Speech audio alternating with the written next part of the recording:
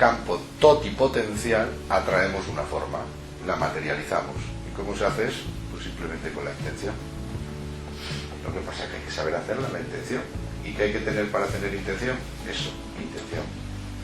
Ninguna otra cosa más. Tan sencillo, tan simple que no lo hacemos, porque no somos capaces de entenderlo. ¿Y qué hace el niño? ¿Qué me han dicho? ¿Que hay que visualizar? Pues en vez de ver una película de dibujos animados, se monta la película de dibujos animados. ¿Pero con qué intención? Con la intención de acabar con los bichitos malos que me van por la sangre. ¿Y qué hace? Lo consigue. Porque automáticamente, ustedes eso lo pueden medir ahora mismo, si quieren, en una cascada de eventos bioquímicos, biológicos, inmunológicos, hormonales, léalo en todo lo que usted quiera. Llevan años, siglos, lleva la medicina intentando entender lo que un niño es capaz de hacer en 15 segundos. ¿Quieren seguir perdiendo el tiempo? Pues perdámoslo más tiempo. Si el tiempo es infinito, pues no haré todo lo que nos dé la gana. Pero fíjense, aquí está la clave. Si un niño es capaz de hacerlo en 15 segundos, aquí tiene que haber un mecanismo por el cual ese niño es capaz de hacer que aquello que los científicos no seremos capaces de descubrir ni siquiera en 1000 años más, esté ocurriendo. Y ese niño con esa visualización es capaz de acabar con un linfoma, pero es capaz también de acabar con un osteosarcoma y es capaz también de acabar con un tumor cerebral. Y esos son hechos reales y son casos reales. Y ese niño de 8 y 9 años es capaz de acabar con una enfermedad autoinmune y es capaz de acabar con una artritis autoinmune invalidante total. Y yo he visto el caso.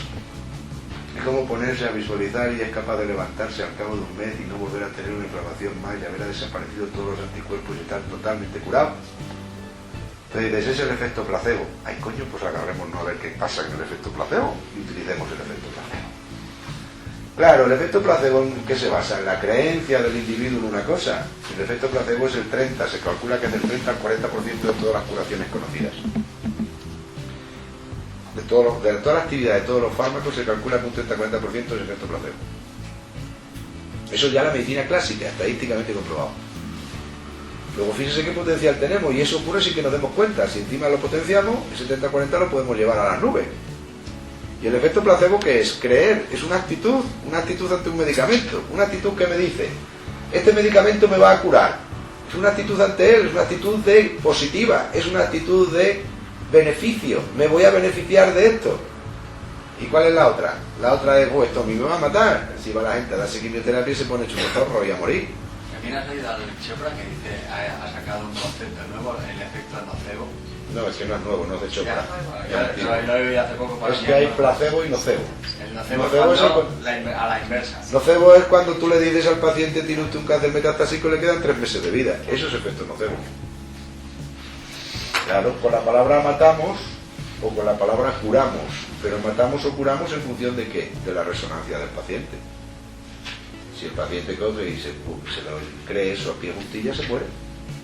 Luego, ¿de qué depende? De su creencia. A otros muchos le ha dicho el médico también la misma sentencia y no se han muerto. ¿De qué ha dependido entonces? De su actitud. Su actitud es una actitud creyente, entregada al médico, pues se murió, se cumple lo que el médico diga. Luego empezamos a darnos cuenta que si eso es así, lo vamos viendo por aquí, por allá, vamos viendo hasta qué punto somos capaces de, con nuestra actitud y con nuestras creencias, generar el mundo que vivimos y producir los eventos que producimos. Aprovechémonos de esa herramienta. Hoy ya les digo, esa herramienta es más científica que otras muchas que utilizamos en medicina, demostrada científicamente. Entonces, ¿dónde les llevo? Les llevo a que al paciente hay que meterle una visualización con una actitud sin culpa y sin nada. Simplemente tú visualiza y piensa que te vas a curar. ¿Pero eso es así de fácil de decirlo? Sí, es así fácil de decirlo. ¿Cuál es lo otro fácil? Lo difícil es hacerlo. No tanto. Yo les meto en una dinámica. Les estoy dando trucos míos que a mí me funcionan, ¿eh? La dinámica ese para mí es el sumar y el restar.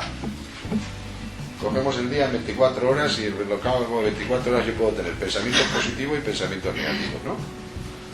Un pensamiento negativo es un pensamiento que me va minando la actitud. Es un pensamiento que me dice, a pesar de todo yo no me voy a curar. Es un pensamiento que me provoca cuando me aumenta el dolor del hígado. Y cuando me voy a comer algo y veo que no me entra, que hay muchos pacientes que están así, entonces ahora ¿qué ocurre? Que yo me fijo ahí al síntoma y al fijarme al síntoma, ese síntoma para mí genera una actitud de desconfianza. ¿De desconfianza en qué? en mi habilidad para los procesos de curación, si lo estaré haciendo bien. ¿Cuánta gente mide si está haciendo bien o está haciendo mal las cosas en función de la evolución? Si ya no me duele la barriga es que estoy mejor, si me duele la barriga es que estoy peor. Es que nos han metido esa idea continuamente. Que está equivocado.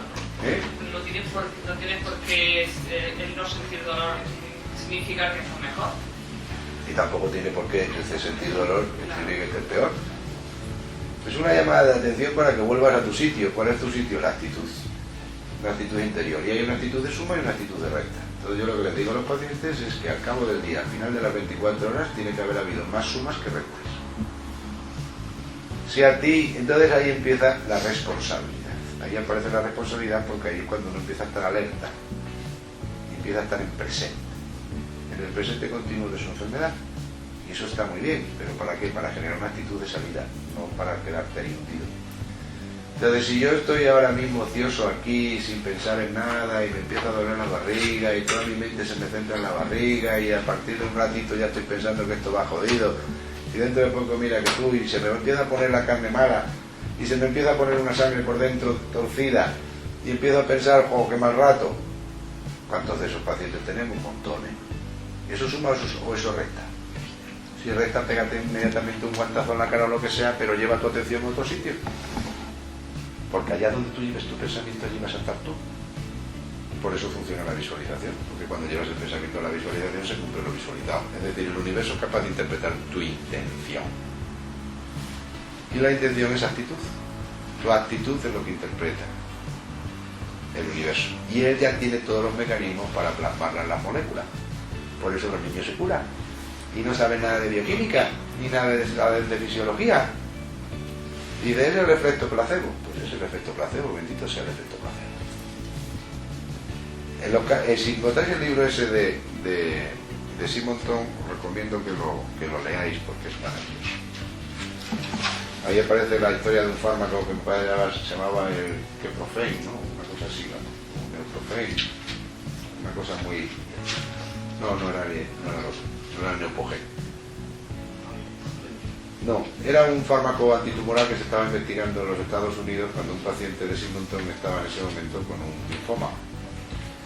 Entonces estaba con un linfoma ya desmadrado completamente, cuando entonces el médico le dijo, Carl Simonton le dice, bueno, no te preocupes porque está saliendo un fármaco nuevo, lo tenemos nosotros, lo vamos a utilizar contigo porque esto es una bomba, esto es dinamita y va a ser una maravilla. Entonces se lo pone y a las 2 semanas el hombre ya no tenía ningún tumor, todos los linfomas habían desaparecido y volvió el tío a montar y a pilotar una avioneta y a el Vietnam. Estando así de bueno y de bien durante 3-4 meses, de pronto aparece una noticia en los periódicos donde dice, se está comprobando que el Neuprofen no sirve para nada y que no está dando resultados de ningún tipo. A la semana estaba el hombre lleno otra vez de bultos hasta arriba, sale corriendo otra vez al oncólogo, mire, que esto me ha vuelto otra vez y tal. Pero es que fíjese, y encima dice la prensa que no, pero ese es el Neuprofen que estaba que se estaba investigando antes. Es que nosotros tenemos el bueno, eso ha servido para sacar uno que es potenciado a 1000 veces más, una maravilla, y ese le tenemos nosotros. ¿Qué dices? Sí, no, hombre, no, por Dios, no te preocupes, que con este que tenemos ahora es una maravilla. Y entonces coge, efectivamente, se lo empieza a pinchar otra vez, a la semana está otra vez montado la avioneta sin un bulto de ningún tipo. Pero es que ya cuando lleva 6 meses estando sin ningún bulto, en remisión completa, entonces vuelve a salir en la televisión y en la prensa que por fin se ha comprobado que ni el uno, ni el otro, ni nada funciona, que no sirve para nada y que por lo tanto la FDA norteamericana retira el producto porque no ha servido para nada. Y a la semana el paciente se murió. Pero eso lo hemos visto todos los días vemos casos de ese tipo. Recuperar la salud. De Carl Simonton. Entonces dice, fíjate qué poder tiene el pensamiento. ¿Por qué tiene poder el pensamiento? Porque es capaz de convertir una idea en imagen. Y esa imagen a través de la energía se convierte en materia. Es decir, se crean las moléculas, se mueve la molécula, se materializa la idea. Por eso no es de extrañar que un hindú te diga o un maestro oriental te diga el hombre es lo que cree ser. Si el hombre es lo que cree ser, aprendemos esta técnica, y esta técnica es poderosísima. Vamos a hacerle creer al paciente una verdad, La verdad es que el poder está dentro de él y que si él visualiza puede ayudar. Pero ahí no quiero ni siquiera que sepas visualizar, no es una cuestión de aptitud con P, sino que sientas la visualización. Te pones a jugar con tu cuerpo por dentro, empiezas a limpiar tus arterias, empiezas a limpiar todo, pruébenlo, es una fantasía, háganlo. Y verán qué disfrute se llevan. Háganlo ahora que están todos sanos y que no tienen necesidad ninguna de andar luchando contra una enfermedad, que ahí se meten todos los fantasmas del miedo, de los troncoencéfalos y de toda la historia. Háganlo ahora. Pónganse a visualizar cómo corre la sangre por dentro de sus venas, vayan a irrigar, por ejemplo, el lóbulo prefrontal izquierdo. Dígale, te voy a echar ahora de oxígeno ahí, que te voy a poner glorioso y todo, vean lo que pasa después. Hagan eso con una cierta práctica y vean lo que pasa después. Van a ver qué maravilla lo que pasa. Cojan a la amígdala suya que tienen aquí en el lóbulo temporal y hablen con la amígdala, que es el cerebro emocional, cálmenlo, denle 4 besos. Háganlo literalmente, pensándolo. Cierren los ojos para hacerlo, no aquí ahora. Yo no soy muy partidario de las historias en vivo y en directo. Pero vamos, no porque sean mejores ni peores. Pero sí de que luego la gente se vaya y lo haga en su casa.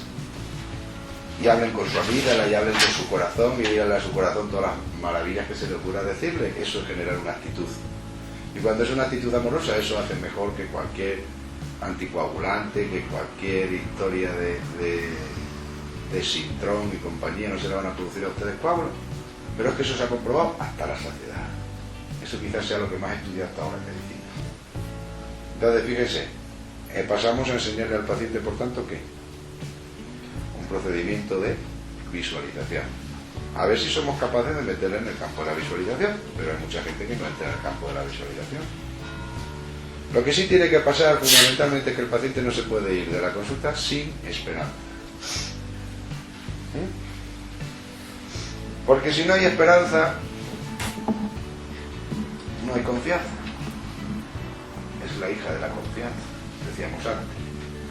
Luego usted se tiene que ganar la confianza del paciente, pero para ganarse la confianza del paciente, amigo mío, aparecen entonces todos los miedos del terapeuta. ¿Cómo le voy a decir yo a este paciente que se puede curar si tiene un cáncer metastásico?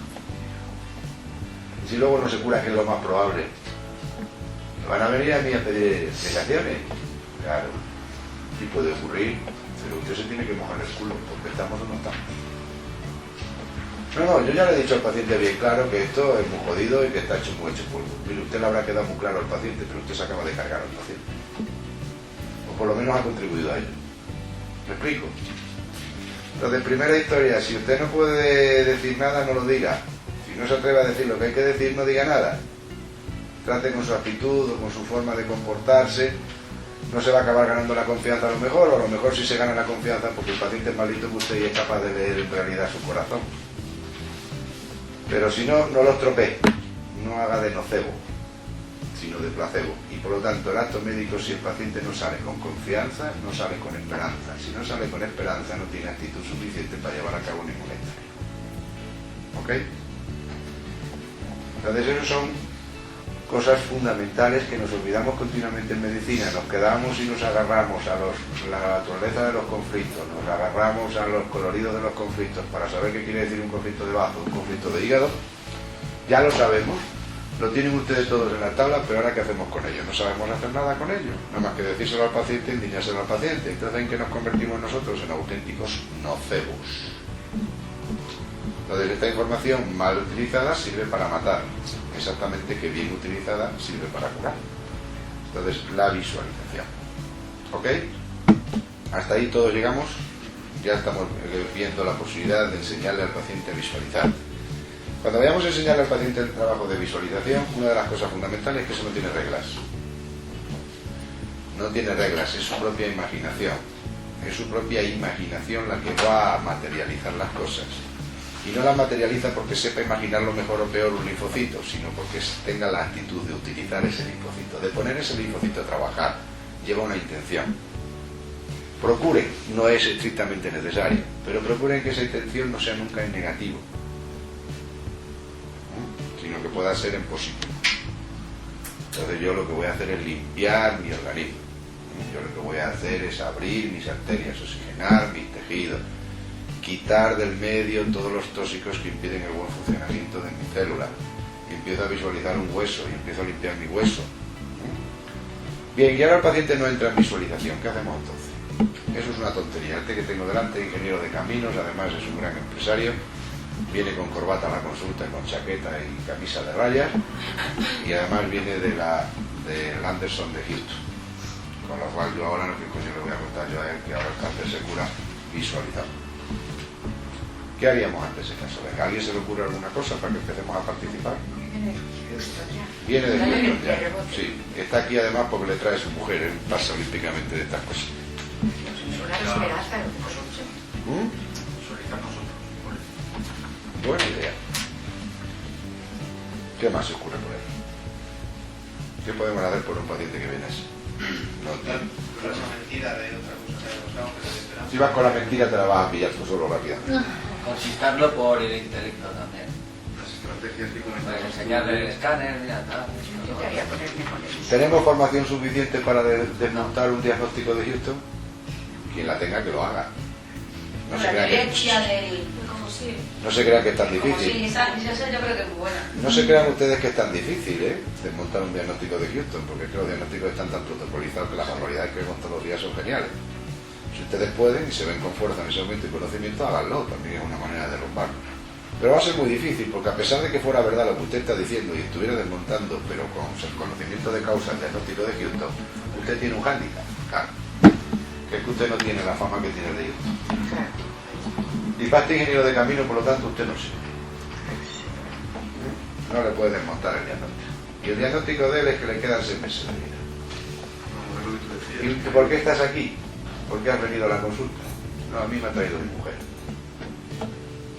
Te lo digo tan fresco, no insistas mucho, ten cuidado porque a la primera de cambio le estás viendo que se te levanta y se te va.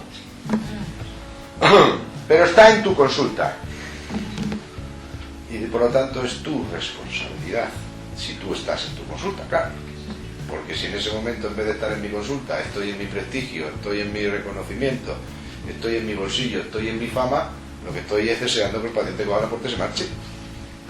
Entonces ya me inventaré cualquier truco para llegar a una tensión donde se vaya. Y se acaba yendo. Pero entonces tú no estás donde tenías que estar, que es en tu consulta. Entonces, ¿qué haces? Se le ha dado la clave, visualizar por él. ¿Y eso se puede hacer? ¿Y eso funciona? Handicap que te encuentras ahí. Pero, ¿se visualiza antes o después? O durante, Claro. o después. Si usted se guarda un ratito toda la noche para pensar en su paciente, hágalo toda la Pero noche. se manda a volver a la consulta otra vez. O ya es simplemente desde lejos. No, tú le dices que me gustaría verte dentro de un mes.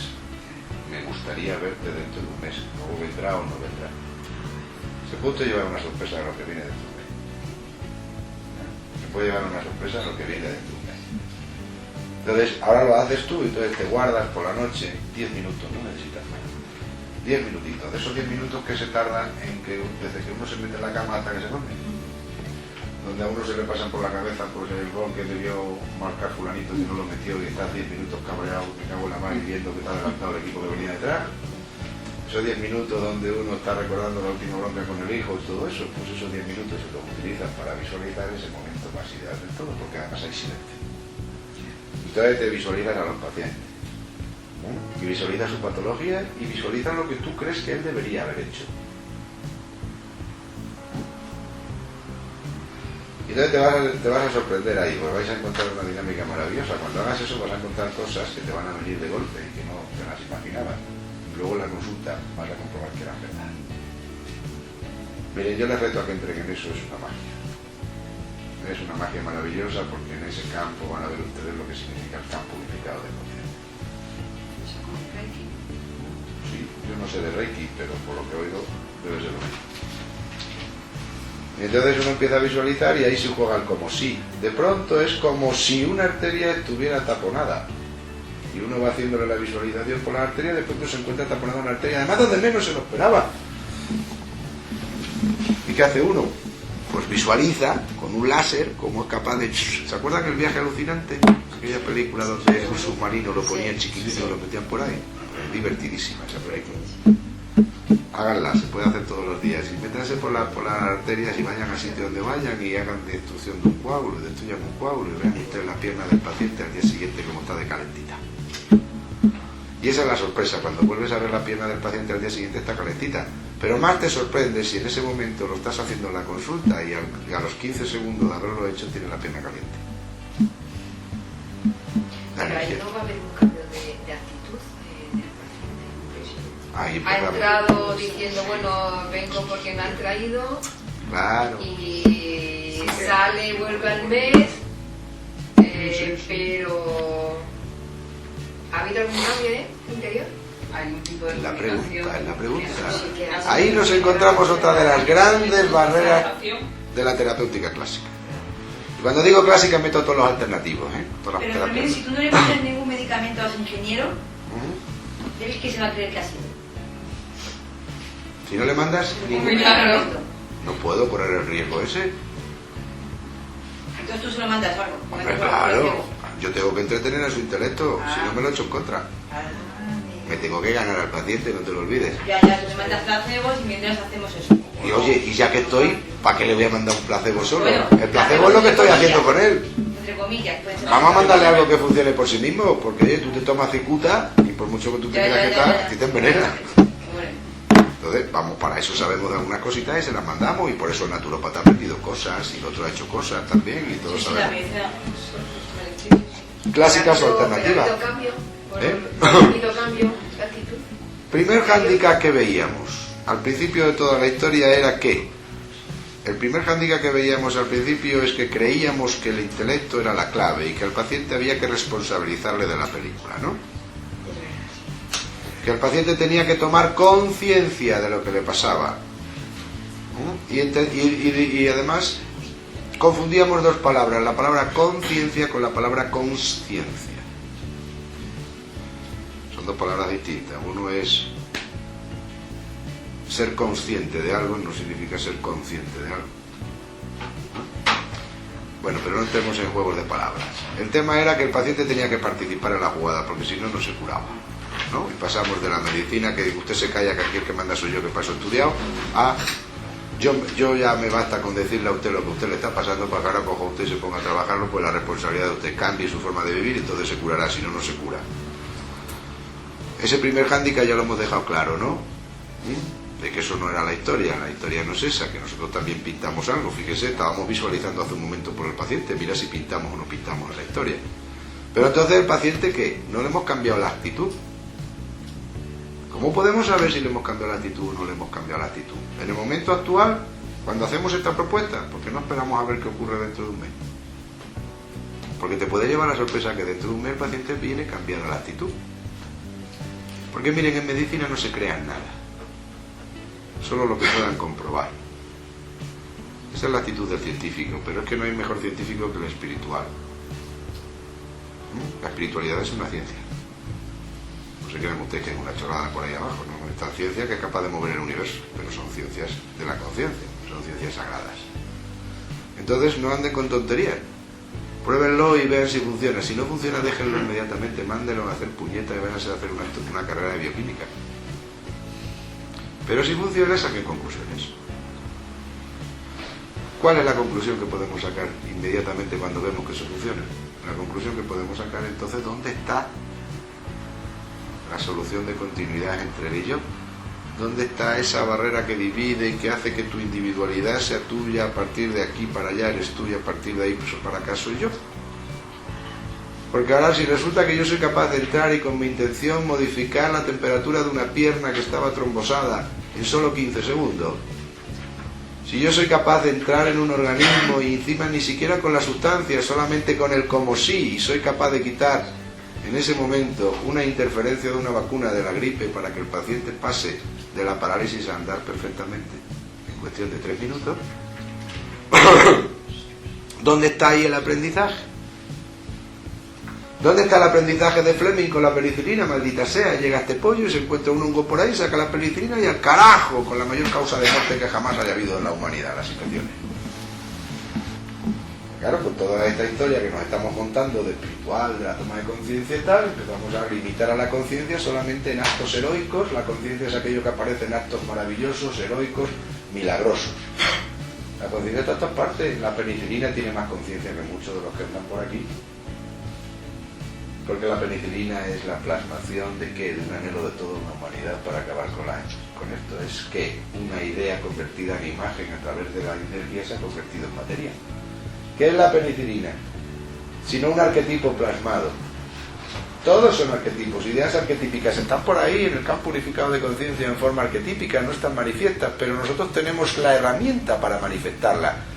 Y si tenemos la herramienta para manifestar cualquier idea que haya en el universo, ¿será que estamos conectados todos? ¿Será que tenemos conexión con todas ellas? Entonces yo, ¿por qué voy a tener una limitación solamente para licuarme la sangre mía y no puedo licuar también la tuya?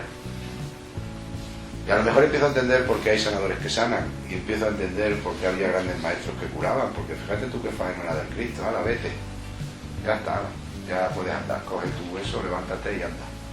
Y se iba el otro andando, y claro, el de al lado se cabreaba y decía, pero señor, ¿dónde está aquí la conciencia de este tío? Llegaba el médico alternativo y le decía, ¿qué has hecho? Joder, ¿y este el proceso de aprendizaje qué? ¿O no? Llegaba el médico clásico y decía, ¿tú qué título tienes para haber hecho? A ver. Y entonces le llevaban a la comisión deontológica. Y ahí le metían en la cárcel. Quitémonos esas barreras, porque con esas barreras no podemos seguir trabajando. Él y tú sois la misma persona jugando, aunque no lo sois.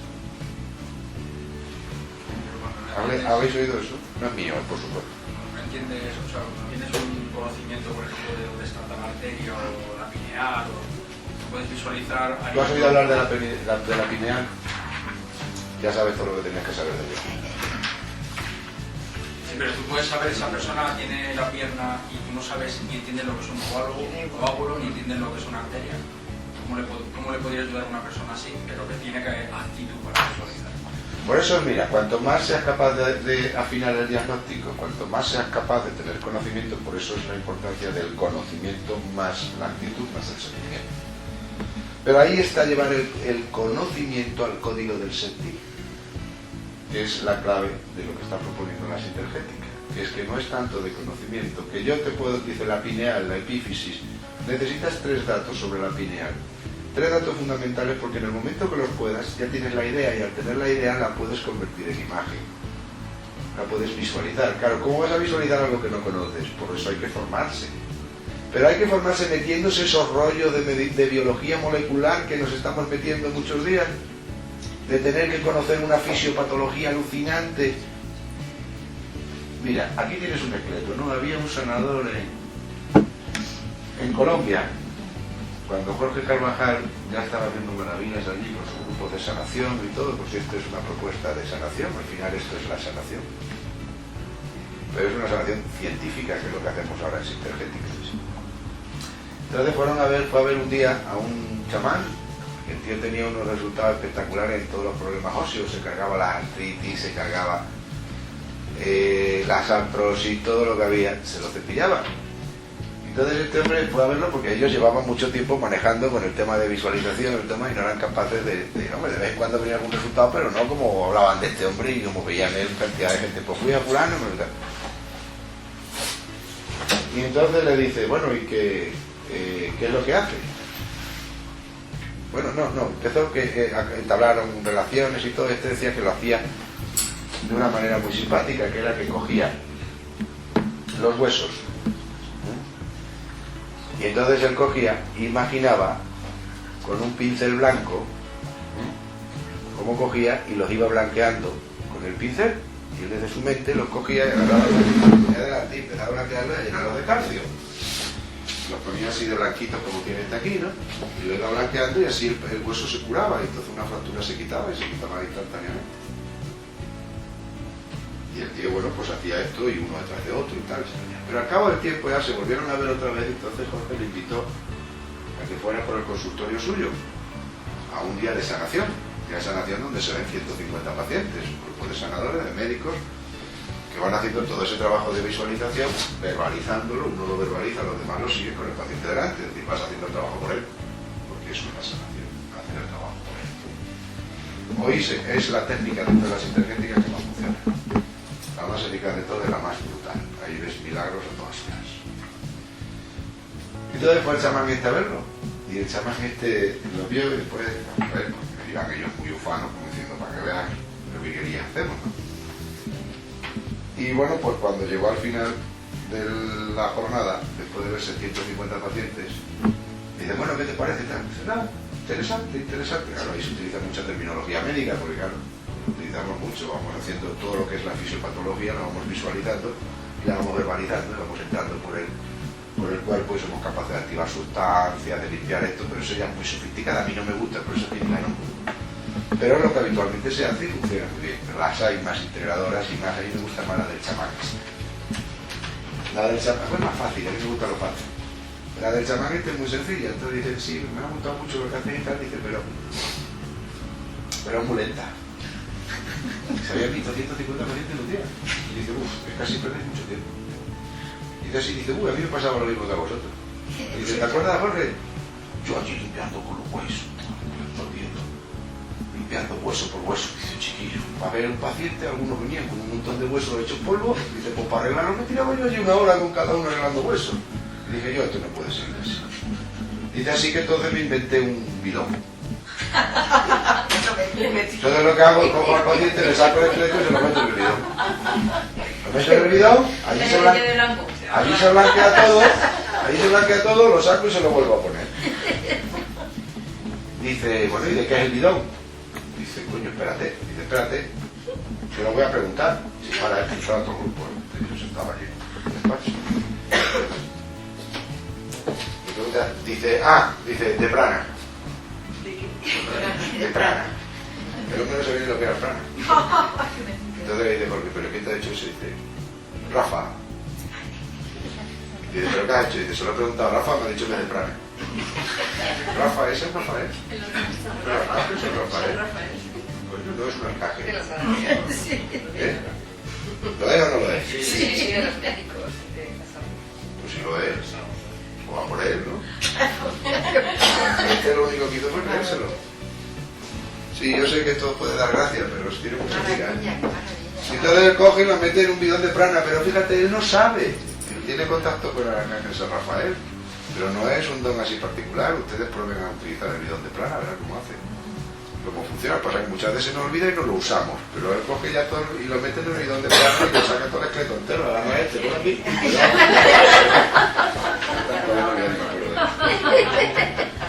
Así lo meto. Ese que lleva el bidón. Tantos años que no lo veía ya. Y entonces, bueno, pues lo mete en el bidón de prana y no funciona. Y el tío no se dedica a otra cosa. Tú le llevas un hígado, no, yo de hígado no entiendo. ¿Por qué? Porque todavía no he inventado el sistema para meter el hígado en el prana, ¿no? Pero el día que se le cura el sistema, lo mejor también te cura el hígado. ¿Todo es posible? Absolutamente todo es posible. Entonces, ahora tenemos, por un lado, la carta de navegación. Somos capaces, la carta de navegación nos la da Hammer, sabemos dónde está el problema, sabemos que tiene el individuo. ¿Somos capaces de qué? Somos capaces de entender al paciente para qué, para no ser nocebos. Me basta con que no fuéramos nocebos. ¿Tenemos posibilidad de implicar al paciente? Lo implicamos en el tema de la visualización, lo implicamos en el tema de la génesis de una actitud con C. En ningún momento, y tratamos de evitarle. Mire, si la mayor parte del tiempo en la consulta nos pasamos evitando males, es decir, impidiendo que se estropee, no curando. ¿Me entienden? Si hiciéramos eso solo, que es quitar el ruido al fin y al cabo del sistema, sería una maravilla, porque entonces el paciente se puede encontrar con su auténtica naturaleza y ahí surge la curación inmediatamente. Entonces es quitando nocebos, desmitificando la idea del médico que le dijo que se iba a morir en 6 meses, quitándosela del medio. Desmitificando los tratamientos clásicos que no le han funcionado. Es decir, de alguna manera generando en él una actitud por si podemos utilizar esa actitud, por si podemos apoyarnos en ella. ¿Por qué? Porque entonces ese hombre es otro más en el camino. A partir de ese momento ese hombre ya ha intelectualizado la conciencia, que es al revés, primero conciencia y después intelectualizarla, después comprensión intelectual. Y ese es otro más que se suma. Ese ya crea. ¿Qué? Ese lo que está creando es masa crítica. Entonces todos los pacientes podemos utilizarlos. Así, pero si no, lo fundamental, lo que viene es a curarse. Si él no puede implicarse en esa jugada, y eso se dan ustedes cuenta, no traten de implicar a todos. Aquí no se trata de que todos son iguales, sino todo lo contrario, de que seamos capaces de ver la diferencia.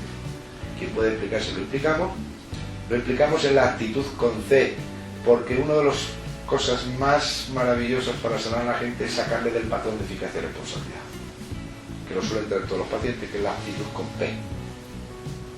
que creen que si no lo hacen ellos, si no son capaces de hacerlo y no se toman las cosas como se las manda el médico, no hacen que tal y que cual, no se van a curar. Pues eso es un disparate.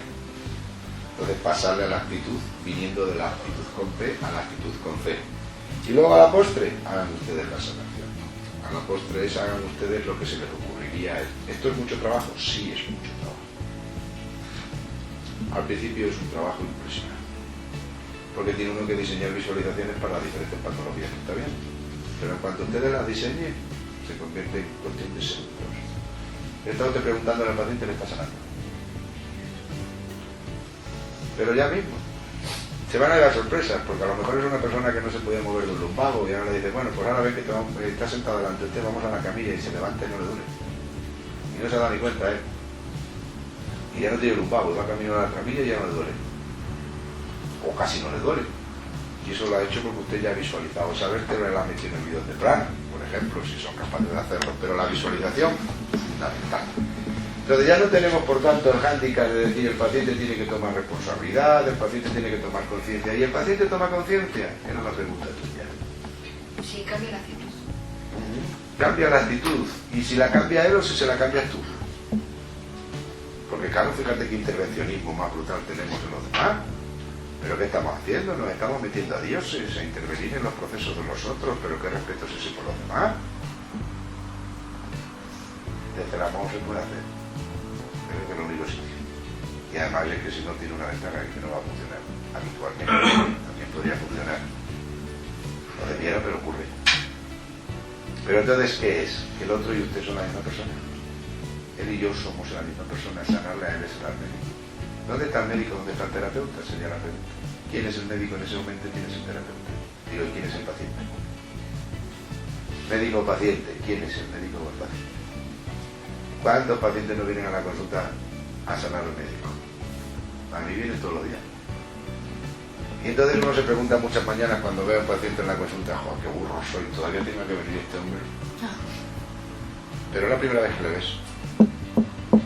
Que todavía te tenga que venir una patología de ese calibre tiene mandanga. Eso es un reto continuo a tu burrería. De que todavía no estás en el sitio que tienes que estar. Es el paciente que te viene a enseñar a ti, si tú eres capaz de darte cuenta. Y te viene a dar la oportunidad, y esa es la gran enseñanza, la oportunidad de que él se sane con tu intervención. Y entonces tú aprendes a intervenir, pero aprendes, y entonces es cuando empiezas a ver y descubrir todas estas cosas, que la intervención solo se puede hacer de una determinada manera, que se hace desde el corazón, que hay que tener un conocimiento, claro que sí, que hay que estudiar, que hay que saber qué significa esta patología, que hay que saber lo que significa un bloqueo hepático para desbloquear el hígado, pero si usted no sabe que esta patología que trae es un bloqueo hepático, pues no puede hacerlo. Y ahí no es necesario ir a la facultad de medicina, ahí basta con la naturopatía, basta con otras cosas que la gente ha aprendido para poder diagnosticar.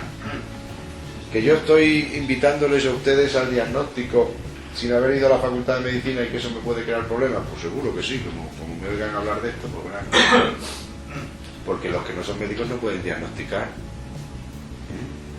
Es decir, usted no puede diagnosticar que su hijo está hecho polvo porque le ha dejado la novia, ¿entiende? Porque eso le está produciendo un dolor de tripa y una colitis, y eso es del médico. Y usted no puede diagnosticar eso de su hijo, está prohibido. Quien dice de su hijo dice de otra persona. Es decir, diagnosticamos siempre, pues entonces cojamos herramientas para diagnosticar cada día mejor y podamos utilizar un método de diagnóstico que nos permita ver qué significa esta patología o la otra, porque de eso va a depender el saber luego hacer lo que tenemos que hacer. ¿Y qué es lo que tenemos que hacer? Visualizar no se hace. Simple y llanamente visualizar. ¿Cuánta gente se pone a hacerlo eso? Yo se lo digo a la gente, nadie lo hace. 10 minutos después de la consulta, cuando lleguen a su casa, cuando vayan en el coche camino de casa, piensen, visualicen a los pacientes y hagan ustedes el trabajito de hacer por ellos lo que ellos no, o lo que usted cree que ellos no son capaces de hacer. Funciona escandalosamente. Llegará un momento que manejen la visualización de tal manera que cuando ustedes visualizan a un paciente, inmediatamente aparece en la pantalla, nosotros llamamos pantalla, pero bueno, es una pantalla virtual, lo que le pasa al paciente. Y a partir de ese momento ya va todo corrido, pues ya sabes lo que tiene y sabes cómo se le puede evitar. Y eso es la sanación. Y ese es el futuro de la medicina. La medicina va a acabar ahí. Ahora mismo en Chile ha habido una caravana de la salud que se ha llamado, con la aquiescencia del gobierno chileno, 160 médicos sintergéticos de diferentes países, Se reunieron en caravana desde el sur de Chile hasta arriba, de hospital en hospital, de ambulatorio en ambulatorio, de prisión en prisión, de orfanato en orfanato, de psiquiátrico en psiquiátrico. Se dividieron en grupos, en varios grupos, y en una caravana que iba de ciudad en ciudad, de pueblo en pueblo, fueron haciendo sanación y enseñando sanación a toda la gente. Impresionante. Dos palabras, como decía Jesucristo. Impresionante. Los resultados han sido brutales. Ya están montones de países pidiendo caravanas. Ya se están haciendo caravanas. En Chile la Sintergética es oficial. Es de aplicación preferente en el sistema público de salud. Es decir, eso está ya oficializado en la Seguridad Social por orden de la presidenta de Chile. Y hay una resonancia impresionante, que se están dando los cursos de formación de Sintergética, pero luego aparte se están haciendo caravanas de estas de sanación, donde alguien ya que sabe algo de eso, pues lo que hace es en grupo ir visualizando, verbalizándolo, los demás con los ojos abiertos o cerrados vamos haciendo el recorrido que él va marcando y sumando la fuerza del grupo, porque ahí todavía funciona más la fuerza del grupo y la actitud del grupo. ¿De qué? Bueno, pues esos son los seminarios de sanación que se dan en Sintergética, de cómo generar una pureza de intenciones, cómo generar una actitud para hacer el trabajo. Funciona 1000 veces mejor que cualquier medicación conocida. Ahí ves milagros todos los días. Si ustedes vieran, por ejemplo, el von Recklinghausen, ¿saben lo que es? La neurofibromatosis de von Recklinghausen, enfermedad cromosómica, congénita, desaparecer íntegramente en sanación, y uno y otro y desaparecen. Si alguien dice que se está curando con Recklinghausen, lo meten en la cárcel, así que yo no he dicho nada, pero los he visto en Colombia como remitir en 2 meses completamente desaparecer, de tener unos bultos y unos fibromas por todo el cuerpo, estar completamente destrozada la columna, en silla de rueda completamente, a verles simplemente llevando un bastón en la mano por si las moscas, pero andando perfectamente por la consulta 3 meses después, y ni un solo fibroma ni en el cuerpo, ni en la piel, ni en ninguna parte. Es una enfermedad cromosómica. Cuando ustedes vean esclerosis múltiple en fases terminales completamente curados y andando perfectamente. Y yo sé que esto es una burrada y mucha gente solamente de oírme decir esto dirían, pero qué salvajada, pero ¿cómo puede decir? Eso es dar falsas esperanzas a la gente. Y uno dice, ¿desde cuándo la esperanza es más falsa que tu ciencia? Una ciencia que es capaz de decirte que tú no tienes curación, ¿cómo no puede ser falsa? O sea, que es más falsa mi esperanza que tu ciencia que dice que no te puedes curar. Eso no es una ciencia, eso es una santa inquisición. Entonces, tenemos que llevar a ese camino y yo les propongo que vean el tema ese, primero de la visualización, empiecen a visualizar, independientemente ya de lo que conozcan, con sus conocimientos nada más, y a tratar al paciente, con visualización. Háganlo después, no aprenderán inmediatamente a hacerlo en la consulta, pero luego lo pasarán a la consulta y lo irán haciendo, y a la vez que el paciente le va contando lo que le pasa, usted está viendo lo que le pasa, porque solo su palabra le está llevando al sitio. Y entonces usted sabe lo que hay ahí, está viendo cosas y usted está limpiando. Y ahí utiliza 3 o 4 técnicas de nada, utiliza los colores, el verde, de lo que es el azul, de lo que es el rojo, de lo que es el violeta, para qué sirve cada uno. Es un código. Cada uno tiene su código, puede usted inventar su código. Fíjese el código de este señor, era un bidón de prana, ni siquiera sabía que era prana. Él sabía que yo había un bidón, lo metía y el hueso salía blanco y su código era el bidón. Por eso tenía que sacarle el excreto por arriba a todos los pacientes, virtualmente, claro. Y se lo metía en el bidón. Y ese era su código de lectura. Para él eso estaba claro y por eso funcionaba. Pero que no es tan difícil. Pero ahora encima tiene la herramienta de Hammer. Y entonces puede ir al físico y a una octava superior, puede ir también al psiquismo del paciente, a las emociones del paciente. Sane la relación de esta señora que tiene un cáncer de mama con su pareja. Puede sanar también la relación. Y hay procedimientos en sanación que se hacen. Es llevar a tu corazón la imagen de la pareja. A través del corazón de ella lo llevas a tu corazón y de aquí lo transmutas a tu alma. Es decir, hay muchas técnicas para hacerlo. Solo quiero decirles que las hay, que funcionan. ¿Vale? Bien, más dudas sobre Hammer. Porque llegado a este punto, ¿ahora qué? ¿Qué se les ocurre? A ver, ¿qué otra actitud tenemos ante el paciente? No sabemos hacer sanación, no sabemos hacer visualización, no sabemos hacer ninguna historia de medicina clásica. Entonces, ¿qué podemos hacer con un paciente? Una depresión profunda de una persona, pero como resulta que está con esperanza, tú has dicho que las dos o nada, pues yo, por ejemplo, pues no sé, voy a intentar con la visualización, pero... Venga, ahí estamos en un paciente que decimos que tenemos una depresión. Vamos a ver casos clínicos. Tenemos un paciente con una depresión nerviosa. ¿Eso qué era a la luz de Haber? Conflicto es un problema. ¿Qué conflicto, no? Los conflictos con los dos. Sí. Los dos. Frustración afectiva o frustración sexual o frustración de pareja, digamos, con un problema también de pérdida del territorio. ¿Vale? Primera historia, saber cuál ha sido el primer conflicto. ¿Cómo podemos saber cuál ha sido el primer conflicto? Oye, es un niño que desde pequeño se separa de su familia, ya empieza ahí. Eso puede ser una pérdida de territorio, está clarísimo. ¿No? Pero entonces tiene que ser un niño diestro. Sí, un niño de estos. Luego la primera historia que tenemos que saber que es si es zurdo o diestro. Ah, bueno, ya. Venga, ahí está el paciente en la consulta de zurdo o diestro. A ver, aplauda, le dice al paciente. Pega con la derecha, diestro. Pega con la izquierda, zurdo. Si hace así, ya le ha complicado usted la vida. Entonces hay que buscar otra técnica. No, pero aplauda esté bien, como si tuviera que estar como haría. Entonces cuando usted hace este gesto, él entonces toma automáticamente el gesto. Entonces hace así, ya es diestro. Si no hace así, zurdo. ¿Vale? Ya lo tenemos. Entonces entra en la consulta, viene con una depresión, es diestro. Primer conflicto, pérdida de territorio. Entonces, ¿cómo fechamos eso? Primero habrá que quitarle lo último, lo primero. No, para quitarle vamos a quitarle lo primero, pues le quitamos lo primero, entonces ya no puede constelar, se va al otro hemisferio. Ya se me carga el otro, porque ya ve la vida de una manera diferente. A ver, venga, ideas. Comentaste que había que empezar por el segundo conflicto del hemisferio izquierdo. No, empezamos. Si yo dije eso, fue una equivocación. Ah, sí, pues eso puede ser así. ¿Lo dije? Sí, yo lo tengo para el último. Solo el Caso último. de Lo saco el último. Y si podían ser los dos a la vez, mejor. Pues ahí fue una equivocación.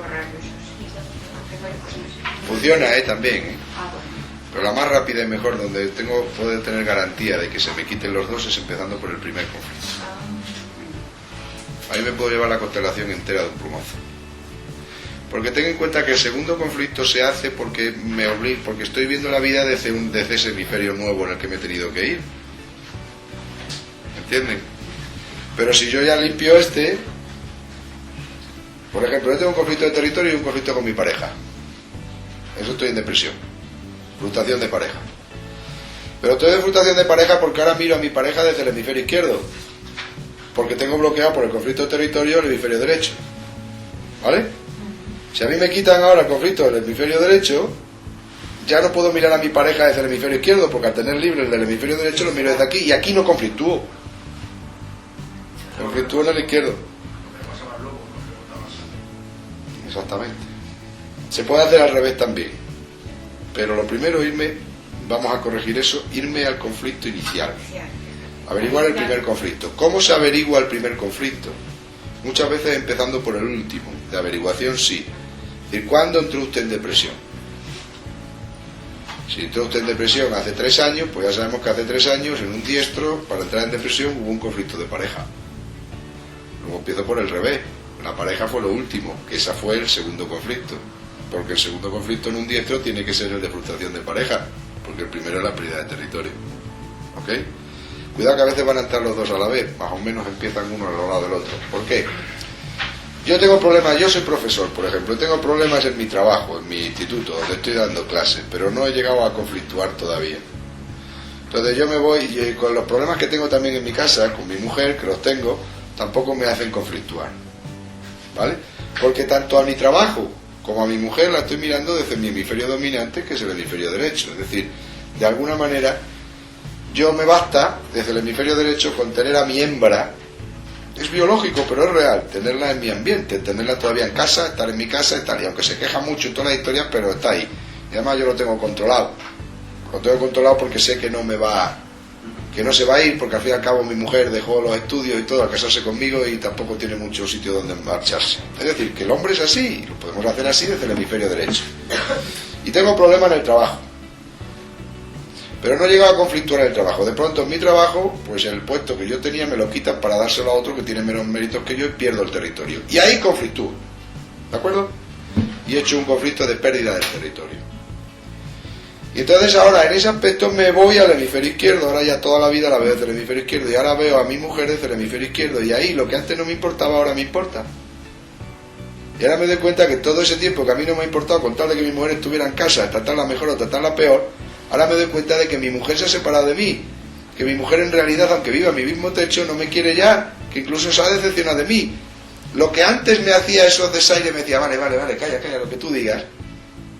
Desde el hemisferio derecho eran una cosa, el hemisferio derecho era, bueno, ve, al final se rinde, la tengo dominada y tal. Desde el hemisferio izquierdo, es decir, esta ya no siente nada por mí, desde el hemisferio izquierdo es donde me he dado cuenta que ya no siente nada por mí. Cuando una mujer dice me voy de casa, muchas veces, ¿qué ocurre? Que entonces el marido reacciona, el marido se da cuenta. Se da cuenta de que se le ha ido a la mujer, de que la tenía abandonada, de que la va a perder. ¿Cómo puede darse cuenta un marido de eso desde el hemisferio derecho? No puede. Entonces, ¿qué pasa cuando la mujer dice me voy de casa y te quedas y ya no aguanto más? Pierde él el territorio, hemisferio derecho. Y al perder el territorio ve a su mujer desde el hemisferio izquierdo y dice, coño, espera, cariño, que no me he dado cuenta. Y ahora me doy cuenta de lo importante que eras para mí. Pero es que solo me doy cuenta de lo importante que eras para mí desde el hemisferio izquierdo. Desde el hemisferio derecho no, pero el hecho de la separación lleva consigo la pérdida de territorio para mí. Me hago un conflicto ahí, entonces me voy al hemisferio izquierdo y ahora veo la historia de mi mujer que se va de casa ya no como una pérdida de territorio, sino ahora como una pérdida afectiva. Mi mujer no me amaba, pero ¿qué he hecho yo? Por Dios, pero ¿cómo he tratado a mi mujer así? Y si ahora no lo consigo, ¿qué ocurre? Pues que mi mujer al final se va y ¿cómo me quedo yo en la casa? En depresión. He hecho conflicto los dos, ¿me entiendes? Y he hecho el conflicto de depresión. Luego, ¿qué tengo que sacar? Tengo que sacar el primero, que es la pérdida de territorio. El que hablábamos antes, mi trabajo. Si en mi trabajo estaba mal, ¿qué ocurre? Que al de estar mal mi trabajo, yo le he estado dando importancia a mi trabajo, he estado peleando el territorio. Mi mujer era otra también que formaba parte del territorio, pero no la estaba atendiendo. De pronto yo en el trabajo me quitan el puesto que esperaba o el que tenía y se lo dan a otro, hago un conflicto en el territorio, llego a casa y encima me encuentro que mi mujer, ahora me doy cuenta, mi mujer ya se ha desconectado de mí, ya no me quiere como me quería antes, ha perdido toda la magia, entonces ahora no tengo nada, ahora me deprimo y entro en depresión nerviosa. Tengo un procedimiento que es trabajar el tema, aprovechar la oportunidad para trabajar a la mujer, trabajar el tema con mi mujer y ampararme en mi mujer para salir de la depresión, pero me dejaría el conflicto activo del territorio en el otro lado. Salgo de la depresión, pero tengo activo el territorio en el otro lado. Entonces vayámonos al del territorio. Resolvamos el del territorio. Es decir, transmutemos lo que para nosotros significa el haber perdido el puesto de trabajo. Empecemos a darnos cuenta, no el puesto de trabajo, sí, bueno, el puesto de trabajo, a lo que aspiramos, el escalafón. Eso nos pone de manifiesto que la parte que a nosotros, y ahí entramos con todo lo que hemos estado hablando hasta ahora. ¿Dónde te aprieta el zapato? Ahí te aprieta el zapato. Tú ya sabes dónde le aprieta el zapato a ese paciente. Entonces ahora es lo que tiene que desdramatizar la importancia del trabajo. ¿Me entiendes? Pero esa importancia del trabajo era un patrón de eficacia y responsabilidad que él tenía. Por eso cuando uno tiene ese patrón aspira a conseguir una meta y si no coge la meta se viene abajo. Esa es la chiquita o el chiquito que están preparando posiciones. Cuando no la aprueban acaban todos zumbados. Porque cargaron toda su historia ahí. Entonces, dime. En ese caso que has puesto, si le vas a hacer el primer conflicto, en la mayoría de los casos se le va el segundo, ¿no? Se resuelve el segundo porque a partir del momento que ya tiene el territorio otra vez recuperado aquí, su mujer la vuelve a ver desde el hemisferio derecho, pero ahora es donde hay que seguir ahí sí que hay que seguir en la terapia para que ahora se dé cuenta de valorar dentro de la recuperación del territorio. Está el cambio de visión sobre el territorio. ¿Se puede ver desde el hemisferio derecho? ¿A la mujer de otra manera? Claro. Es que no es obligada. Solamente entra la visión biológica cuando tú no tienes esa función en el psique. En la psique. ¿Me entiendes? Porque muchos hombres de la parte derecha valoran muchísimo a su mujer, la tienen mucha estima a su mujer y saben lo que su mujer significa y no viven a la mujer como un miembro o una pieza de mi territorio. Como la hembra que ve el ciervo de mi territorio. Y eso se puede hacer también desde el hemisferio derecho. Ahora, cuando ahí tu psiquismo no está funcionando, tú estás viendo a la mujer, cuando tu psiquismo está metido en otra historia, que es la consecución de territorios más amplios, puedes estar viendo a la mujer como esa hembra que está ahí todavía mientras tú estás luchando por el territorio. Entonces empezamos por el primero, corregir eso, por el primer conflicto que salió, tratar de averiguarlo.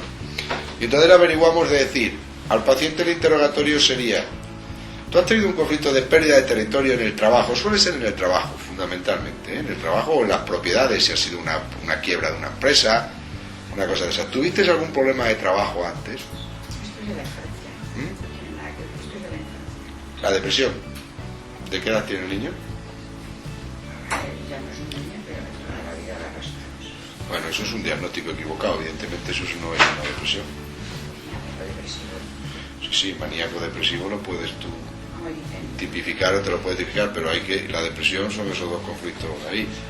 Maníaco depresivo, bueno, cuidado, puedes, sí, bueno, pero es que tú puedes estar ahí provocando historias que no sean tuyas, que vengan detrás, y ahí entramos en un campo ya que es más sutil y hay que hablar de él a micrófono cerrado. Porque ese sí no me gusta que ande por ahí bailando. ¿Eh? ¿Tú quieres oírlo? ¿Queréis? Apagamos los micros, por favor.